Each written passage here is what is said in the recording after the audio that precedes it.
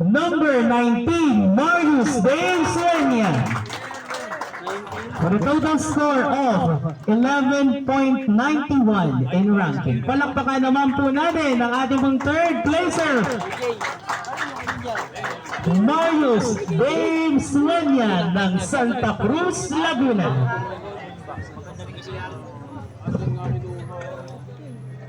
Santa Cruz, Laguna. Uy, Humberto mo. Sir, dito ka, sir. Marius. Marius. Ngayon naman po, pumunta po tayo sa ating second placer na nagkamit ng total rank of 11.823. Cumulative average, ikaw ang ating second placer na makatatanggap ng 20,000 pesos at ng ating Anilag Trophy. Ano po kayang number ito, Laguna? Hula po tayo! Tignan po natin kung yun nga po ba mula sa City of San Pedro! San Pedro! City of San Pedro! Ernesto Poblete Jr.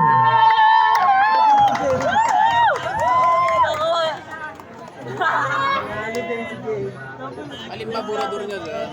Malaking ano. Yung box. Oo nga, maganda. Sir, center kayo, sir. Tabi po tayo. Yan. Mamaya. Kaya mga tropa na yan. Lumipat ng ayos yan. Oo, tiri-tiri. Sir Ernesto, bento muna kayo, sir, sa kabila. Okay lang po. Sir. Picture naman sana sa akin. Alright, kilala na natin ang ating third and second. Meron pa na. Yan. 25,000. Oh, yun. Sino sa malagay natin ang champion ngayong taon? One! Manggagaling po ba ito? One! Galing po ba ito sa San Pablo? Nasa naman taga San Pablo? Nasa naman po mga kasama natin mula sa Alaminos, Laguna? Sino mga kasama natin mula sa Victoria? Nagcarlan, Rizal, Binyan, at siyempre ang Calamba. Galing an average score of total rank of 4.83. Ikaw ang ating champion ng 4th kite flying competition para sa Anilag 2025. Kite flyer number. Siguro mo number. Hindi ko lang marinig number. 14 mula sa Nagcarla, Ronaldo E. Capurado. Hindi niya, yung aeroplano. Plano. Nakakaman po ang total ranking po natin.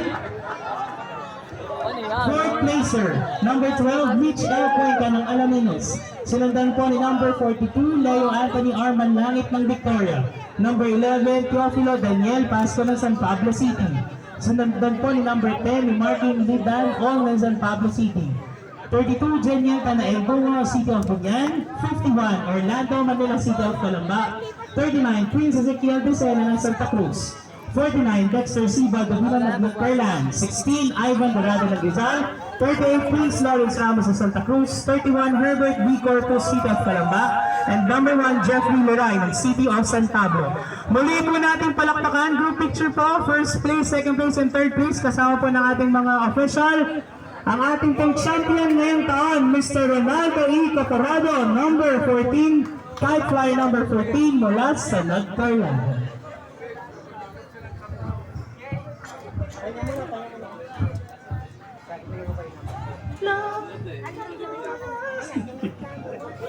Tapos, nakakatatlo na yan to.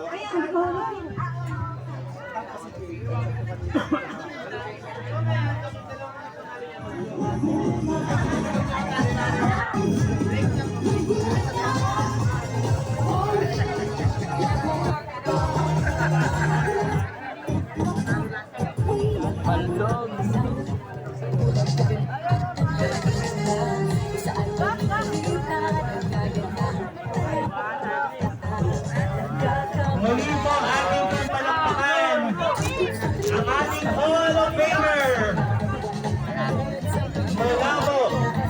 sa nagkailan na nagkamit ng 25,000 pesos.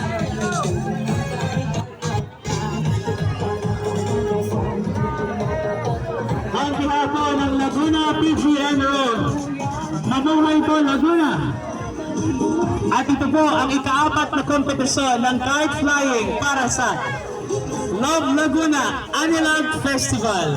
Ako po muli si Ichi, magkita-kita po ulit tayo sa susunod na taon. Dito lamang sa Laguna Sports Complex para sa 5th Kite Flying Competition. Maraming salamat po and congratulations!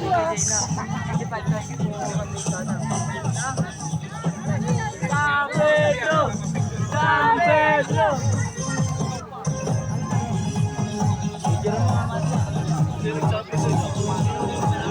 Sa ating pong top 15, mag-ready na po din kayo para makuha po ang inyong consolation prize na 5,000 pesos. Sa lahat po ng ating contestants, pasurrender na po ng inyong numbers dito po sa unahan. Sa center po ng ating pong event tents.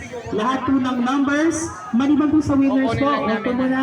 Yung pong non-winners, pabigay na po ng inyong pong number. Non-winner po, non-winner. Yung pong ating mga non-winner, pabigay na po ng ating ID number. Thank you po.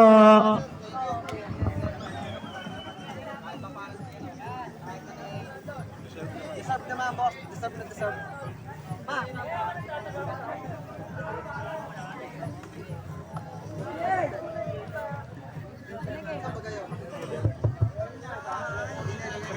Ano na.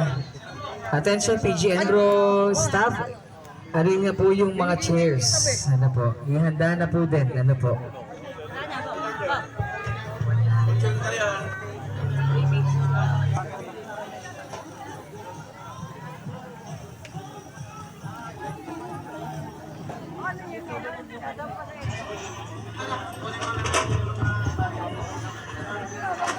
So mag-ano po tayo, photo op para dun sa mga winners. Ano po, nilagay po nila yung kanilang mga kites po dun sa harap.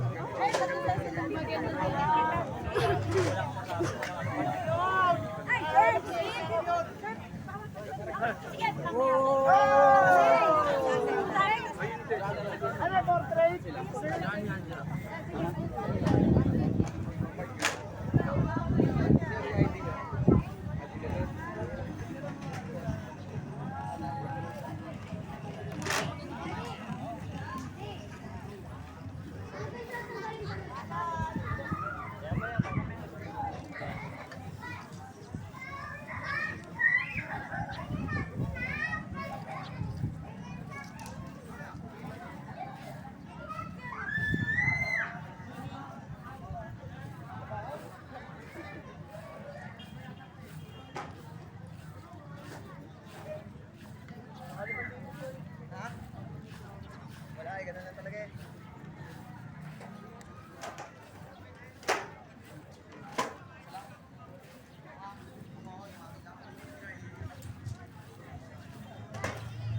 Sa lahat po na hindi pa nagbibigay ng ID, punta na po yung sila sa test. Bibigay po sa sila. Ano po, ano po natin yung ID? Ano po, bibigay po kayo.